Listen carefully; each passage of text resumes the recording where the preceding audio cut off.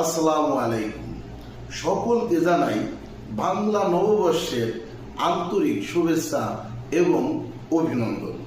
আপনারা সকলেই জানেন ১৬শ শতাব্দীতে মুঘল সম্রাট আকবরের শাসনামলে এই বাংলার সনের সূচনা হয়।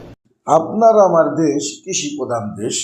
এই কৃষি কর সহজ করার লক্ষ্যে এই বাংলা সনের সূচনা করেন। বাংলা সনের বৈশাখ মাস আসতে না আসতেই যেন কৃষকের মাঠ থেকে ফসল উঠে আসে এবং তারা অর্থনৈতিকভাবে সচ্ছল হয়ে ওঠে। এই ব্যবস্থার কারণে কৃষকদের সহজ হয়ে উঠেছিল এই কৃষি কর দিতে এবং রাষ্ট্রের মধ্যে নেমেছিল এক শান্তির ছায়া।